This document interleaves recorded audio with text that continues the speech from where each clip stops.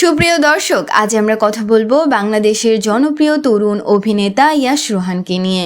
ছোট পর্দা থেকে বড় পর্দা সব জায়গাতে তার উপস্থিতি দর্শকের মনে আলাদা জায়গা করে নিয়েছে। চলুন জেনে নিই তার জীবনের কিছু অজানা তথ্য আর লাইফস্টাইলের গল্প। ইয়াশ রোহানের জন্ম 1990 সালের 22 ডিসেম্বর ঢাকার আরামবাগে। তার বাবা নরেশ ভূঁইয়া একজন পরিচিত অভিনেতা ও ফটো জার্নালিস্ট, আর মা শিল্পী সরকার উপনাট্যকার ও অভিনেত্রী।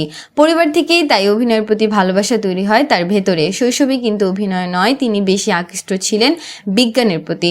পড়াশোনা করেছেন ব্র্যাক ইউনিভার্সিটি থেকে, তবে শেষ পর্যন্ত ক্যামেরার সামনে দাঁড়ানো হয়ে ওঠে তার আসল স্বপ্ন।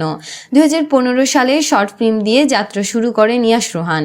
এরপর 2018 সালে মুক্তি পাওয়া সিনেমা স্বপ্নজাল তাকে আলোচনায় নিয়ে আসে। সেই থেকে শুরু করে নেটওয়ার্কের বাইরে এবং পরাণ সিনেমা পর্যন্ত প্রতিটি কাজে তিনি দেখিয়েছেন ভিন্ন রকম অভিনয়ের ছাপ।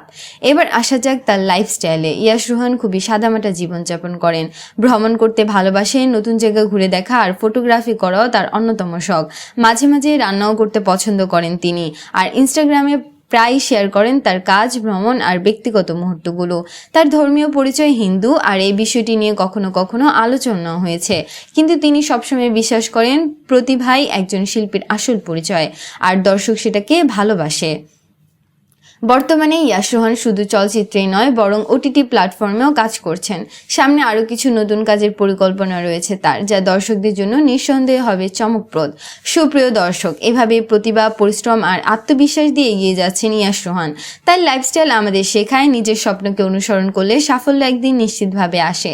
তো বন্ধুরা, অভিনেতা ইয়াশ রোহানকে আপনাদের কেমন লাগে তা অবশ্যই কমেন্ট করে জানাবেন।